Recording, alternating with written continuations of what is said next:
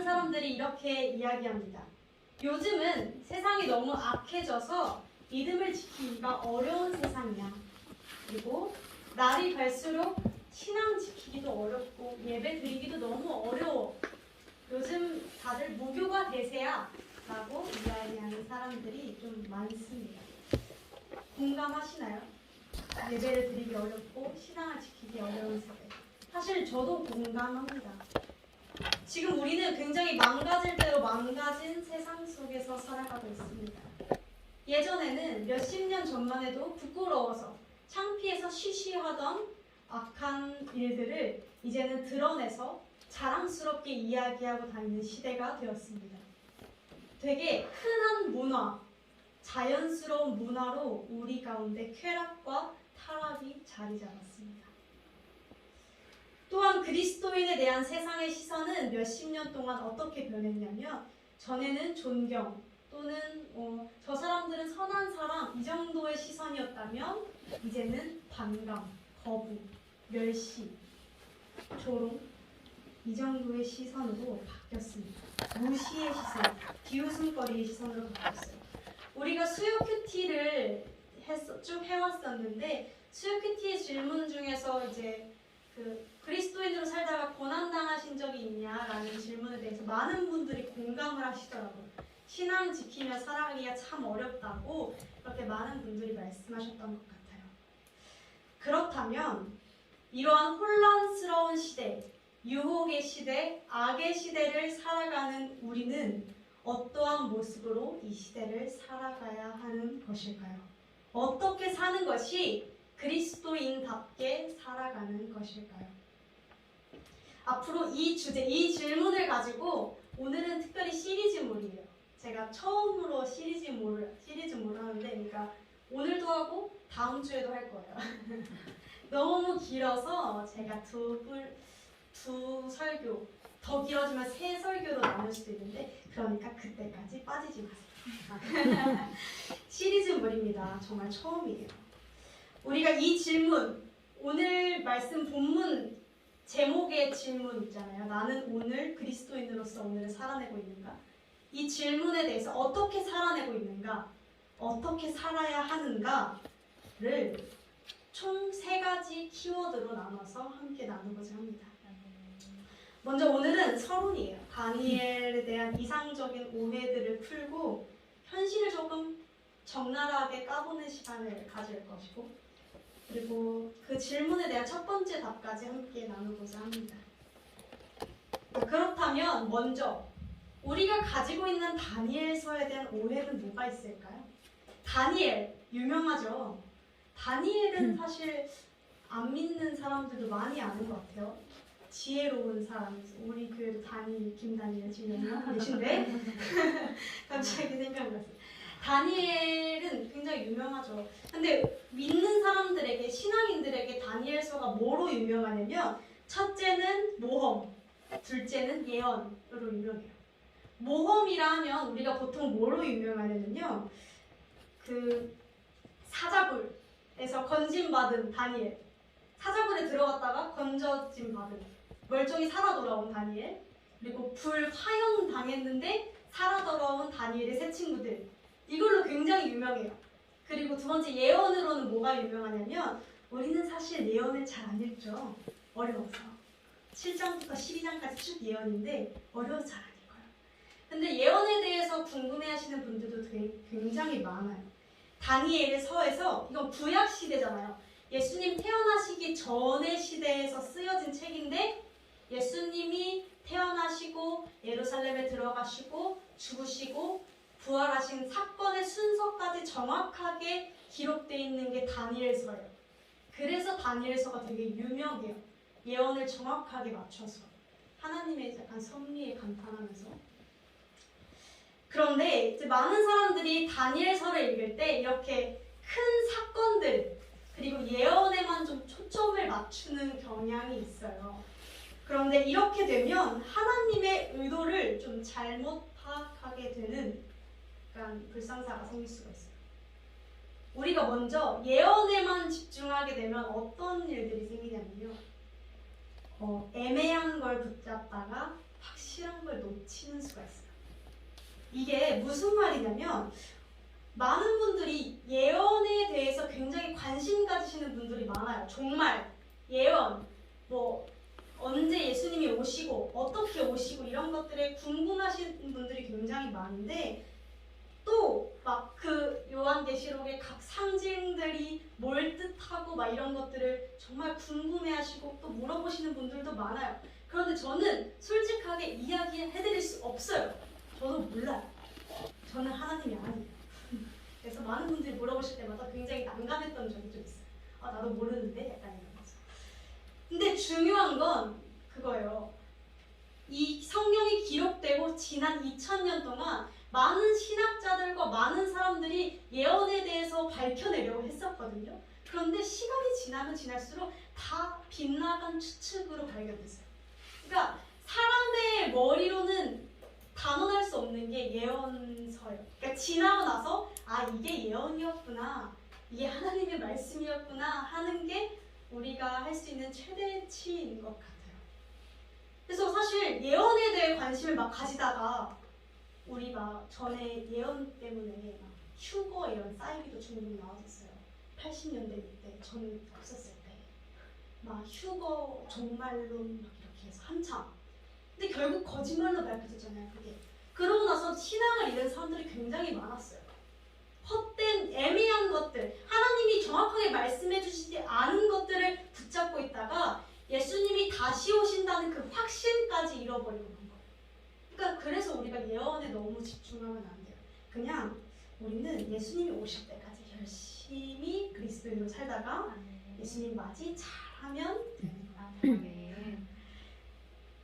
저도 사실 한참 요한계시록 뜯어보고 싶고 막 교수님한테 막 찾아보러 다니고 막 설명해달라 하고 막 이랬는데 소용이 없더라고요. 모르겠어요. 저도 모르겠어요.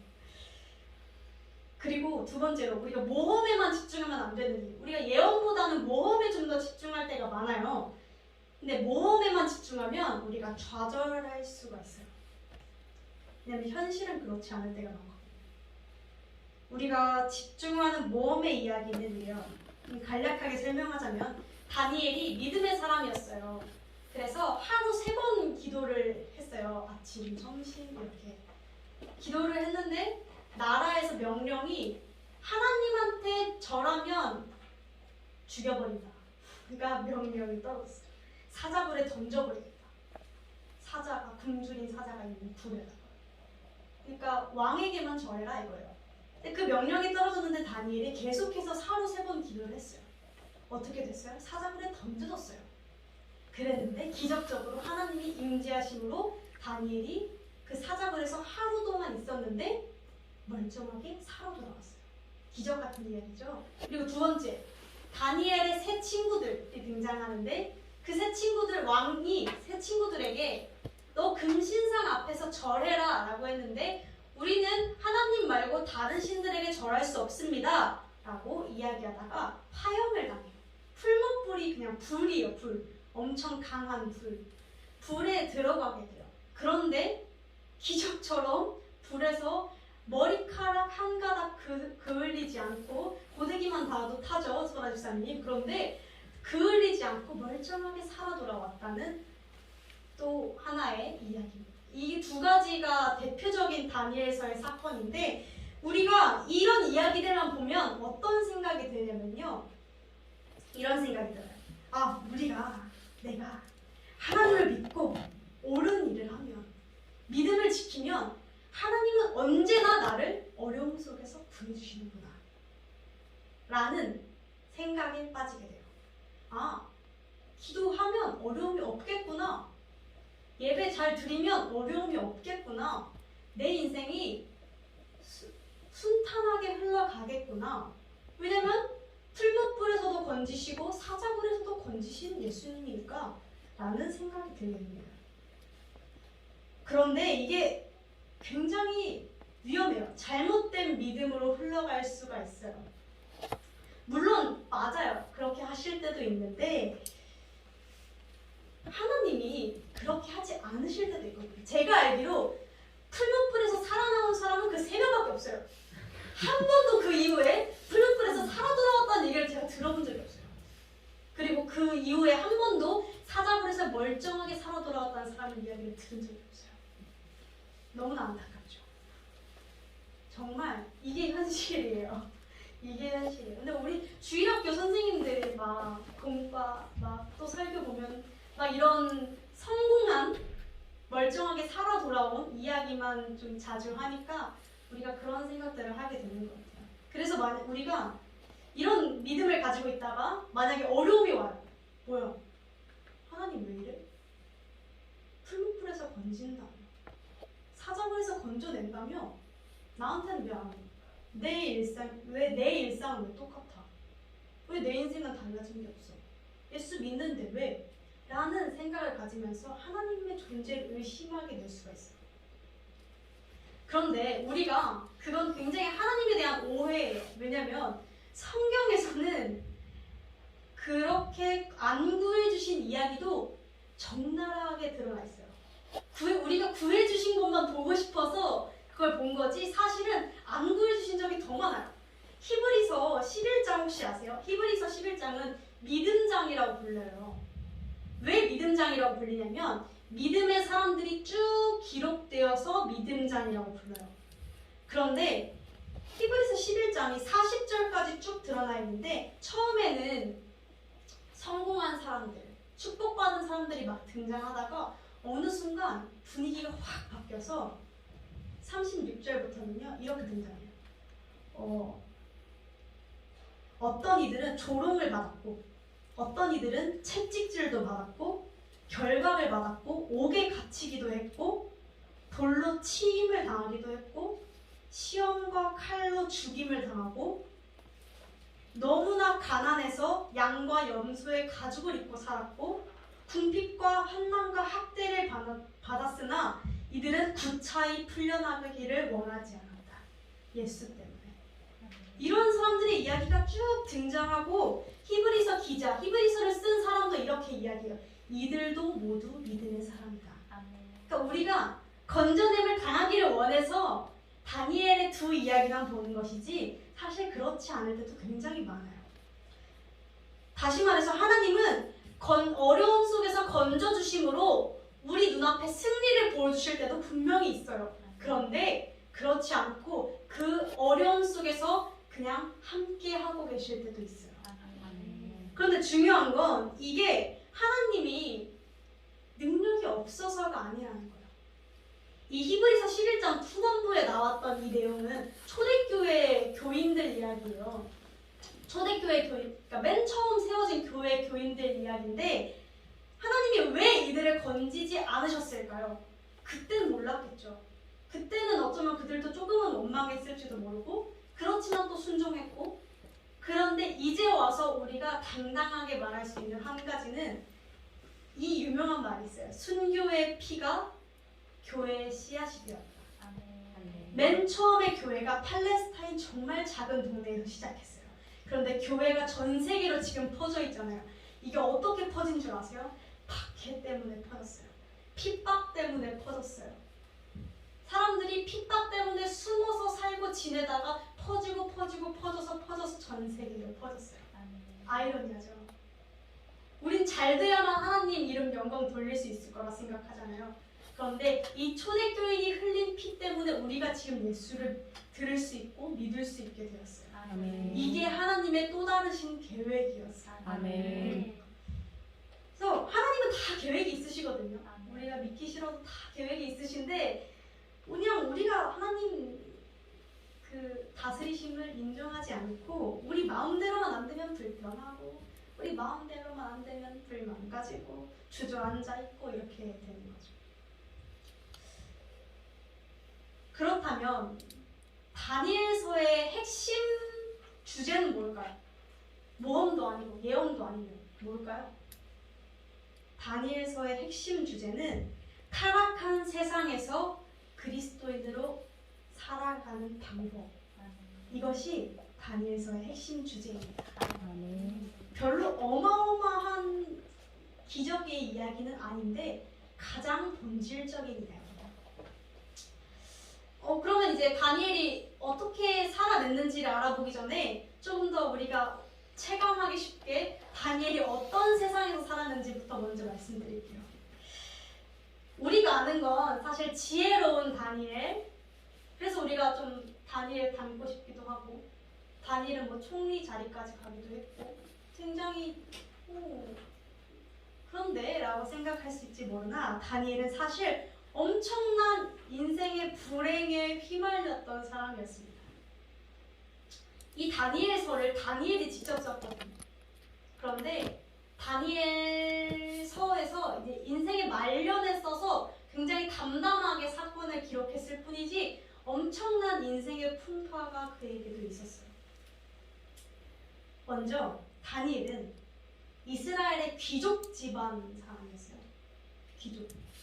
굉장히 약간 그럴듯한 사람이었고, 또 스스로 이야기하기를 용모가 아름답고 우리 다니엘서 자기가 자기를 흠이 없고 아름다우며 모든 재주를 통달하며 지식이 구비하며 학문을 익숙하며 굉장히 자기 자랑이 심하신데 이렇게 표현하고 있어요. 어쨌거나 잘생겼나 봐요. 그런데 이렇게 귀족, 잘생긴 귀족, 똑똑한 귀족이었던 앞길을 창창했던 다니엘이 소년 시절이었을 때 갑자기 나라가 멸망합니다. 귀족인데 나라가 멸망했어요. 자, 그럼 어떻게 돼요? 다니엘은 포로로 바벨론에 잡혀갑니다. 한순간에 귀족에서 포로가 됐어요. 심지어 포로에 잡혀가기만 했던 게 아니라 하필 잡혀간 그 왕이 폭군이에요. 와우. 느부갓네살 왕이었거든요. 왕 이름이. 근데 느부갓네살 왕이 얼마나 폭군이었냐면 자기가 꿈을 꿔요. 아니 환상을 봐요. 꿈을 꾸고 나서 그거를 해몽을 시켜보는데 꿈을 알려줘야 해몽하잖아요. 안 알려주고 맞춰봐. 해몽해봐. 못하면 너 죽어. 그리고 죽여버려요. 아니 누가 해요 이걸? 그러니까 그만큼 사이코패스. 굉장히 이상한 또라이였어요. 이상한 살인의 취미가 있었던. 이제 그런 느부갓네살 왕을 섬기게 된 거예요. 다니엘이. 말 다 했죠. 그리고 다니엘의 이름이 우리 1장 6절에 보면은 다니엘과 하나냐, 미사엘, 아사랴, 다니엘과 세 친구들 총 4명이 등장하는데 이들의 이름이 싹 바뀌어요. 벨드사살, 그리고 우리가 아는 아벳느고와 사드락, 메삭 이렇게 바뀌게 되는데 이거는 이렇게 생각하시면 돼요. 우리나라 일제감정기 때 창씨개명 우리나라 성 못 쓰게 했잖아요. 근데 왜 우리나라 이름을 다 바꾸게 했어요? 왜 우리나라 그 한글을 안 가르치고 일본어를 가르치고 왜 그랬어요? 사상을 없애려고 그런 거예요. 그러니까 민족의 정신까지 죽여버리려고 보통 포로로 잡혀가면 이름 바꾸고 이렇게 시키잖아요. 왜냐면 반역을 하면 안 되니까. 그러니까 다니엘과 이 세 친구들은 이름도 잃어버리고 자신의 나라 뿌리에 대한 그 민족 정신도 잃어버리고 강제로 잃어버림 당하고 엄청난 고난 속에서 살았던 거예요. 그리고 한 가지, 이건 진짜 아무도 이야기해주지 않은 거일 텐데 제가 이걸 이야기해요. 사실 다니엘은 거세당했어요. 굉장히 격렬하게 반응하시는데 성경에는 물론 사실 그런 말이 없어요. 안타깝게도 좀 담기 그랬나 봐요. 그랬는데 그렇다고 해서 다니엘이 이걸 숨기지도 않았던 게 다니엘과 세 친구들을 총 관리했던 게 환관장이에요. 환관장이 누구냐면 우리나라 말로 내시예요. 내시가 총 책임자였어요. 그러니까 내시 밑에서 교육받은 건 누구예요? 내시들. 다 내시들인 거예요. 다 거세당하고. 그러니까 왜 거세를 시켰냐면 이들이 용모도 아름답고 하다 했잖아요. 그런데 그 바벨론 왕국 궁전에 있다가 자기 부인과 바람을 필 수도 있고 느부갓네살 입장에서 생각해보면 이 당시에는 아들을 낳는 게 굉장히 중요해져요. 가문을 잇는 거. 그러니까 이런 걸 아예 씨를 말려버린 거죠. 그러니까 강제로 거세를 당했어요. 아무도 얘기해주지 않았죠. 저 이거 알고 되게 충격적이었어요. 이게 제가 고대 유적의 문서를 발견하면 이게 다 기록이 돼 있더라고요. 대박이야. 엄청 죽겠죠. 진짜 괴로운 세상 속에서 살았어요, 다니엘이. 그리고 너무 거세 이야기 강해서 이 얘기를 못하는데 그리고 이제 학문도 하나님을 섬기는 학문이 아니라 이상한 요술, 점성술, 마술 이런 악한 것들을 많이 가르쳤어요. 그래서 다니엘은 이런 악몽 같은 현실과 악이 가득한 세상 속에서 바벨론에서 그리스도인으로 살아내는 거예요. 근데 우리가 한 가지 의문이 생겨요. 왜 하나님은 우리 그리고 다니엘을 이런 악이 가득한 세상에서 냅두셨는가? 그냥 이스라엘이 안 망했으면 됐잖아요. 근데 왜 망하게 하셔가지고 다니엘을 거세를 시켜버리셨다?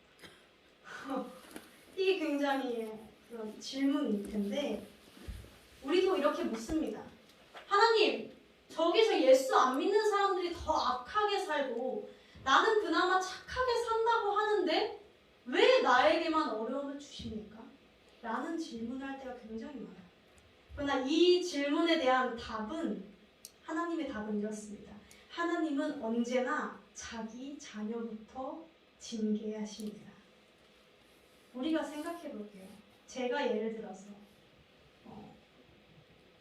저는 아직 결혼을 안 했지만 사모님이 예를 들어서 우리 사모님 우리 미네란 지사님이 예를 들어서 미네란 지사님의 자제분들을 교육하시고 훈계하며 그건 그럴 수 있죠.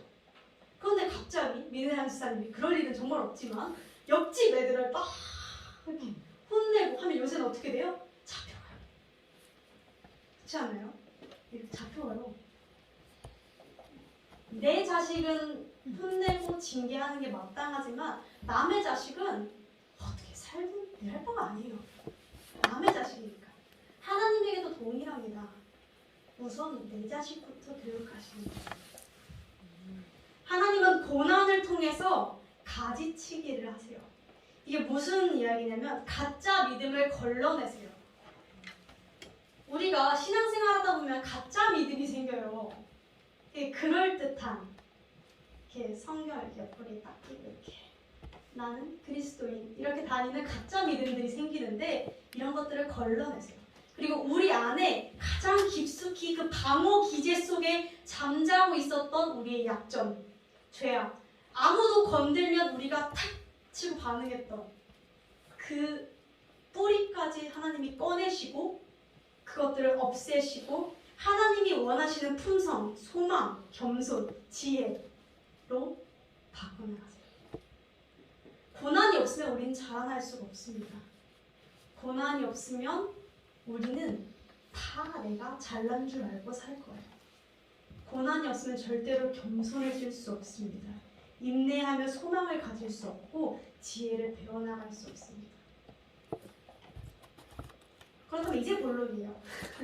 너무 소문이 길었는데 그러면 이러한 고난의 시대에서 바벨론에서 다니엘이 어떻게 살아냈는가? 다니엘은 어려움 속에서 생존의 개념을 넘어서 번영을 했어요. 이 악한 세상에서. 대체 어떻게 했는가? 그 첫 번째 키워드는 소망입니다. 우리 주일학교 교사분들 아까 우리 배웠죠. 주일학교 설교 때. 저도 깜짝 놀랐어요. 오늘 주제가 소망이라서. 그래서 미리 약간 들킨 것 같고 약간 그런 마음이 좀 있었는데 다니엘은 소망의 사람이었어요. 사실 이 소망에 대한 걸 이야기하면 다들 반응이 뜨뜻미지근해요. 되게 어려워하세요. 많은 분들이. 제대로 이해하기가 좀 어려워서 약간 소망이라는 개념 자체가 왜 그러냐면 우리한테는 그냥 이랬으면 좋겠다 이 정도 개념이에요. 소망에 대한 받아들여지는 개념 자체가. 근데 이게 성경적인 소망이랑 완전 다르기 때문에 우리가 좀 잘 와닿지가 않는 거거든요. 소망으로 고난을 어떻게 극복해? 라는 질문이 들 수가 있는데 주일학교에서 아까 이렇게 설명을 하더라고요. 어린아이들에게 이렇게 설명하더라고요. 시험 공부하기 싫지 너네? 이렇게 먼저 물어보는 거예요. 당연히 싫지 이렇게 대답해요. 그러면 시험 잘 봐야 되는 건 당연한 거잖아요. 그런데 시험을 못 봐라 이런 말은 없으니까. 잘 봐야 되는데 공부하기 싫잖아요. 그런데 엄마가 잘 보면 뭘 사준대요. 보상이 있어요. 해외여행을 간대요. 그러면 그 과정이 어려워도 기대 때문에 그 일을 능히 할 수 있게 돼요. 이게 소망이 가진 힘이에요. 약속이 확실하다면, 확실한 보장이 있다면 엄마가 거짓말하진 않잖아요. 하나요? 우리 엄마 안 했어요. 그래서 그 약속만 확실하다면 죽자 살자 하겠죠. 그 보상이 나에게 가치가 있다면. 그것과 동일합니다. 성경적인 소망은 이런 소망이에요. 대충 복권 당첨 기대하는 것처럼 아 예수님 오셨으면 좋겠다 이런 소망이 아니라 예수님은 반드시 오신다 라는 확신, 하나님의 나라 천국에 대한 확신, 반드시 주님이 승리하실 것, 주님이 죽음을 이기시고 부활하셨기 때문에 우리도 그 부활의 생명을 얻어서 영생을 누리게 될 것이라는 확신, 그것이 우리가 가진 소망입니다. 얼마나 확신하냐면 그 확신 때문에 내 삶의 태도를 바꾸고 내 삶의 우선순위를 바꾸고 내 삶의 방식들을 바꾸고 도덕적인 기준을 바꾸고 누군가는 목숨을 내놓기도 하는 그 정도로 강하게 확신하는 것을 의미합니다. 소망이 이게 굉장히 우리가 보기에는 그럴 별로인 것 같아 보일지 모르나 여러분 소망이 얼마나 크면 예수님의 12제자들 있죠. 다 예수님 때문에 순교했어요. 복음 전하다가 예수 전하다가 십자가에서 거꾸로 매달려 죽고 끓는 물에 타 죽고 다 그렇게 죽었어요. 그리고 초대교인들이 아까 보셨죠? 목숨 잃고 그런데 그들은 절대로 구차히 풀려나가기를 원하지 않았대요. 왜 그랬어요? 그들은 확신이 있었던 거예요. 그들은 소망이 있었던 거예요. 사랑하는 성도 여러분, 그 어떤 누구도 가짜를 위해서 죽지는 않습니다. 가짜 때문에 목숨을 바치지는 않아요. 가짜 가지고 아무리 말로 번지르르하게 하고 속여보려 하고 해도 결국 진짜와 가짜는 진짜는 우리가 목숨을 걸 수 있어요. 근데 가짜는 그럴 수 없어요. 제가 아까 휴거 이야기했죠. 그 사이비 종말론에 약간 들어다가 그 사이비가 80년대인가 그때쯤 한참 확 유행했던 사이비예요. 몇 날 몇 시에 우리는 다 같이 몸이 들려 올라가서 하늘나라로 갈 것이다. 이게 그들이 주장했던 주장이에요. 그런데 문제는 가짜잖아요. 이미 시간이 지났으니 가짜라는 걸 알잖아요. 근데 그 당시엔 사람들 몰랐겠죠? 그런데 그 사건이 끝나고 아무 일도 일어나지 않자 경찰 조사가 막 들어가기 시작한 거예요. 그리고 뭘 발견했냐면 그 교주가 뭘 하고 있었는 줄 아세요? 적금 만기가 그 휴거 날짜보다 지나 있었대요. 그러니까 예를 들어 오늘 만기가 안 끝난 날짜인 거예요. 적금 이해하셨나요 혹시? 그러니까 자기는 휴거 이후에도 노후 계획을 준비하고 있었던 거예요. 그러니까 그러니까 가짜니까 이렇게 자기네 살궁리를 찾아요. 목숨을 안 걸고. 그런데 진짜는 목숨을 걸었어요. 많은 성경의 인물들이 걸었고 많은 초대교인들이 걸었고 지금도 전 세계 곳곳에서 중국에서 그 선교의 문이 열리지 않는 많은 곳의 선교지에서 동굴에서 숨어 지내면서 복음을 전하면서 목숨을 잃고 계시는 사역자분들이 너무 많아요. 이렇게 수많은 사람들이 목숨을 걸고 복음을 전하는 이유는 이 소망 하나 때문이에요. 우리 목사님이 수없이 사역 30년 동안 하시면서 굉장히 많은 어려움들이 있으셨는데 저랑 공감한 게 하나 있어요. 저는 뭐 그래봤자 1년도 안 됐는데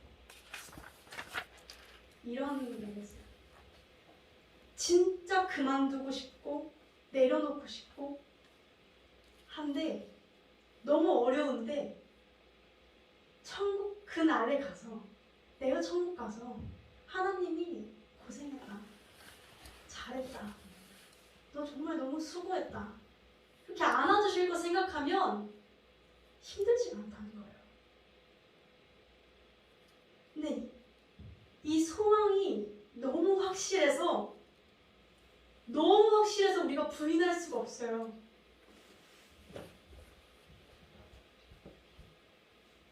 예수 그리스도는 이 땅에 오셨고요. 죽으셨고 부활하셨습니다. 이건 역사적인 사실이에요. 2000년 동안 그 누구도 이것에 대해 반박하지 못했어요. 역사적으로 밝혀진 사실이에요. 그리고 그 부활의 생명이 우리에게 들어오는 것, 그것이 믿음입니다. 그것이 소망입니다. 사실 막 여러 가지 비리 있는 교회들은 틀려도 한참 틀렸으니까 좀 제외를 하고 이야기를 할게요. 그분들은 제가 감히 또 건들 수 없고, 그런 것들을 제외하고 정말 많은 사람들이 그 소망 때문에 목숨을 겁니다. 그 소망 궁금하지 않으세요? 저는 사실 되게 궁금했었거든요. 그게 없었을 때. 뭐 때문에 저렇게 예수를 믿을까? 저도 예수를 안 믿었으니까. 뭐 때문에 저렇게 예수의 목숨을 걸어라는 생각이 있었는데 걸만합니다. 걸만해요. 베드로전서 3장 15절에 보면, 우리 말씀을 띄워주실 분이 없어서 베드로전서 3장 15절 말씀을 보면, 너희 속에 있는 소망에 관한 이유를 묻는 자에게 대답할 것을 항상 준비하라 라고 말씀하세요. 이게 말이 어렵지만 무슨 말이냐면요, 곧 그 확신을 가지라는 거예요. 그 소망에 대한 확신, 천국에 대한 확신, 너가 구원받았다는 확신, 예수 그리스도를 믿음으로 죽음에서 영생으로 건짐을 받았다는 그 확신의 마음을 품고 있으라. 이것이 우리가 가져야 하는 소망입니다. 그 확신 때문에 우리가 다른 사람들이 중요하다 여기는 가치, 목매는 돈, 명예, 수 없는 사람들의 인정, 그럴듯한 성공, 뭐 요즘 유명한 아파트 공감하시죠? 뭐 우리 학생들도 있으니까 뭐 성적은 사실 열심히 공부해야 돼요. 그렇고 이런 것들에 대해서 우리가 가장 우선순위로 여기지 않고 예수 그리스도를 가장 우선순위로 삼아내는 것, 살아내는 것. 이것이 그리스도인이고 이것이 제자입니다. 이렇게까지 이야기하면 대부분의 성도님들이 나는 그 정도까지는 아닌데 라고 생각하실 때요. 나는 그 정도까지 확신은 없는데,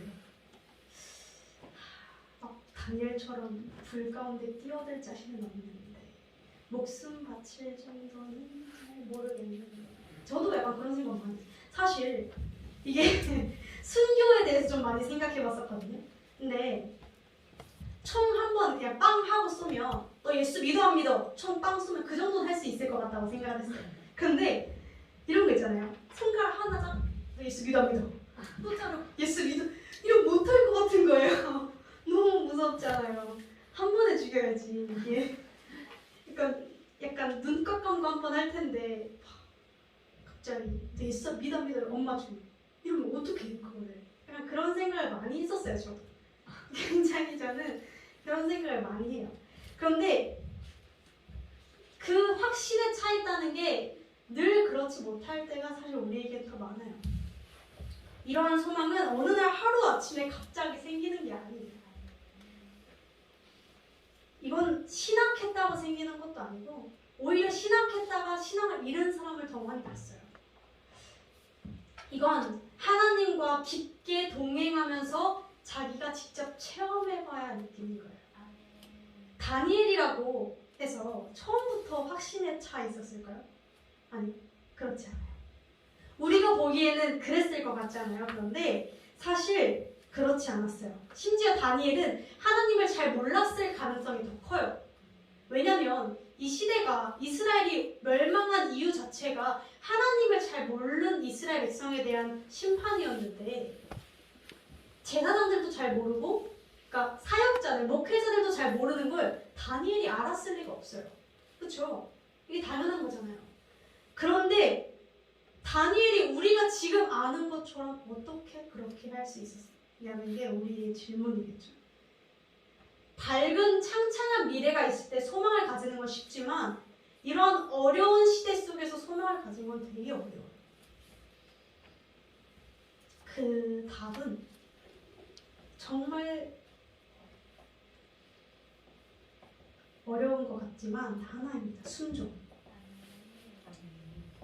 다니엘의 이 어마어마한 위대한 소망은 단 하나, 순종에서 나왔어요. 그런데 이게 처음부터 다니엘이 사자굴에 뛰어드는 순종을 했던 게 아니에요. 오늘 본문 말씀에 보면 굉장히 작은 순종을 했어요. 얼마나 작은 순종이었냐면 8절에서 16절까지 등장하는데 하나님이 먹지 말라 한 음식 안 먹었어요. 그게 다예요. 그냥 그 정도 안 했어요. 그게 처음으로 했던 다니엘의 순종이었어요. 이 당시에 다니엘이 포로에 잡혀 들어가자마자 워낙 잘생기고 워낙 똘똘해서 그 왕을 섬기기 위한 3년간 특별 훈련을 받았어요. 다니엘과 세 친구들이. 그래서 왕이 먹는 음식을 그대로 먹었어야 했거든요. 근데 이 음식을 보니까 다른 모세의 율법에서 본 먹지 말라 한 것들만 있는 거야. 포도주, 술이 있고 막 이런 것들이 막 있는 거예요. 그래서 고민을 하다가 아무리 하나님에 대해 몰라도 이 정도는 알았거든요. 기본 상식. 그래서 이들이 고민을 하다가 먹지 말자라고 결심했어요. 근데 여기서 한 가지 팁은 이제 다니엘이 환관장 그 지도자 자기 책임 지도자한테 이야기를 하는데 총책임자한테 얘기를 하는데 한 가지 팁은 그냥 무작정 거부하는 게 아니라 정중히 요청을 했어요. 부탁했어요. 그래서 말씀에는 어떻게 등장하냐면 환관장에게 구하니 8절에 구하니 정중하게 요청했어요. 근데 이 팁에 대해서는 좀 또 다음 주에 이어서 하고 이건 너무 길어져요. 그리고 이제 이렇게 이야기해요. 환관장님, 우리가 채식을 먹어야 하는데 채식 좀 주시면 안 될까요? 이렇게 얘기해요. 그러니까 환관장이 이게 느부갓네살 성격을 알잖아요. 괜히 주라는 대로 안 줬다가 자기 목숨이 날아갈 것 같아서 무서운 거예요. 그래서 이렇게 이야기해요. 너희가 채식만 먹었다가 상식적으로 고기를 먹은 사람과 야채를 먹은 사람의 그 얼굴빛이 다르잖아요. 고기를 먹으면 얼굴이 뱅글뱅글해지잖아요. 그렇죠?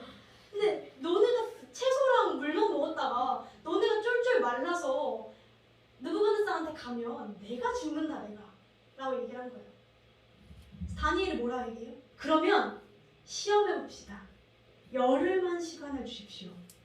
열흘 동안 우리가 채식과 물을 먹었을 때 우리의 얼굴빛이 낯빛이 그들보다 좋으면 그렇게 허락해 주세요. 라고 순종하면서 하나님께 맡겨버려요. 그랬을 때 하나님께서 어떻게 하세요? 하나님께서 그 순종에 응답하세요. 더욱 아름답고 윤택하여 더 좋아 보인지라 15절. 덕분에 그들은 3년 동안 하나님이 금지하신 음식들 안 먹고 잘 먹고 잘 살았어요. 다니엘은 자기가 아는 것에 대해 순종했어요. 막 소망을 갖기 위해서 막 이것저것 해보지 않고 일단 내가 알고 있는 것에 순종했다는 거예요. 아멘. 그리고 하나님은 그 순종에 나타나셨어요. 성경을 몰랐던 다니엘이, 하나님을 몰랐던 다니엘이 자기가 직접 경험하니까 깨달아 나간 거예요. 확신이 자라나게 되는 거예요. 사랑하는 성도 여러분, 우리의 소망도 이와 같은 과정을 겪으면서 자라납니다. 아주 작은 것일지라도 우리가 깨달은 그 말씀에 순종하면 하나님은 반드시 일하십니다. 아멘. 그리고 이러한 일들이 반복될 때 우리는 확신이 생깁니다. 아, 하나님은 능력이 있으시구나. 하나님은 강하신 내 아빠구나. 내 편이구나. 나를 인도하시는구나. 아멘. 우리는 그 확신을 가지게 됩니다. 아멘. 그래서 먼 훗날 하나님의 계획이 눈앞에 보이지 않을 때도 우리는 믿음으로 나아갈 수 있게 되는 줄로 믿습니다. 아멘. 우리 솔직하게 말해서 하나님 말씀이 늘 그럴듯하게 와닿지는 않아요. 뭐 약간 왼뺨을 맞으면 오른팔도 돌려내라 뭐 이 정도는 그럴듯한 말씀, 도덕적인 말씀이잖아요. 거짓말을 하지 마라. 욕심 부리지 말고 이런 것들은 우리가 납득할 수 있는 선의 도덕적인 말씀들인데 그래서 안 믿는 사람들도 이런 말씀을 되게 좋아해요. 그런데 하나님이 조금 이거 내 생각에 이거 하면 나도 불리할 것 같은데 라는 생각이 드는 순간 우리는 하지 않아요. 우리는 하늘나라 소망이라는 게 너무 멀어 보여요. 죽음이. 그래서 나에게 와닿지 않을 때도 분명히 있어요. 상황이 찾아오면 순종한다 뭐 달라지냐 라는 생각이 들 때도 있어요. 워낙 내 앞에 놓여진 상황이 긴급하니까 하나님 방법이 눈에 보이지 않을 때도 있어요. 그러나 순종하세요. 아멘. 순종은 곧 하나님의 일하심을 깨닫는 체험의 길입니다. 아멘. 우리가 작은 것에 우리가 전도사님 어떻게 하면 전도사님처럼 확신할 수 있습니까? 많은 것 하는 게 아니라 순종하세요. 아멘. 작은 것에 순종하잖아요. 내 오늘의 작은 하루를 하나님 앞에서 살고자 노력하잖아요. 그러면 그 다음 일하시는 건 하나님이세요. 아멘. 하나님이 우리를 자라나게 하시는 거고 하나님이 깨닫게 하시는 거고 하나님이 우리의 소망을 자라나게 하시는 거예요. 아멘. 사랑하는 성도 여러분, 다니엘처럼 하나님 나라에 대한 소망과 확신을 갖기를 원하십니까? 아멘. 담대하게 나아가기를 원하십니까? 아멘. 많은 것부터 하지 마시고 작은 것 하나에 순종하시기를 원합니다. 아멘. 그 시작이 말씀 한 장이라도 한 절이라도 이 말씀에서 하나님의 마음을 깨닫게 하세요. 라고 간절하게 원하며 읽기를 원합니다. 아멘. 기도를 1분, 10분 하더라도 정말 간절하게 하기를 원합니다. 그렇다고 10분 하라는 이야기는 아닌 거 아시죠? 이렇게 간절하게 하면 10분이 1시간 되고 1시간이 2시간 됩니다, 여러분. 10분 됐는데 난 간절했으니까 됐어 라는 건 간절하게 안 한 겁니다, 여러분. 아시겠죠? 제가 막 목사님, 예지목사님 10분 기도하라 했어요 라고 이야기하시면 절대 안 됩니다. 저는 그렇게 이야기한 적이 없어요. 마음에 주신 것부터 차근차근 순종하세요. 아멘. 기도 시작하세요. 아멘. 기도해야 내 삶이 바뀝니다. 아멘. 기도 안 하면 하나님이랑 얘기를 안 하는데 하나님을 닮아갈 수 있다고 이야기하는 건 거짓말이에요. 얘기를 해야 일단 뭘 닮아가고 순종을 하든 말든 해요. 말씀을 읽어야 뭘 알고 순종을 하든 말든 해요. 순종을 하려면 말씀과 기도가 분명히 있어야 합니다. 그것이 자라나는 길입니다. 하나님이 원하시는 그리스도인의 모습인 줄로 믿습니다. 사랑하는 성도 여러분, 정말 딱 오늘 하루 동안 오늘 하루 내 작은 하루에서 내 말, 한 번의 행동, 한 번의 표정, 시선, 생각에서 하나님 앞에 순종하는 모습을 보이시기를 원합니다. 아멘. 순종으로 나아가시기를 원합니다. 아멘. 그것이 하나님의 나라를 소망하는 확신으로 성장할 줄로 믿습니다. 그리고 그렇게 될 때 우리도 다니엘의 모습과 같이 될 수 있는 줄로 믿습니다. 아멘.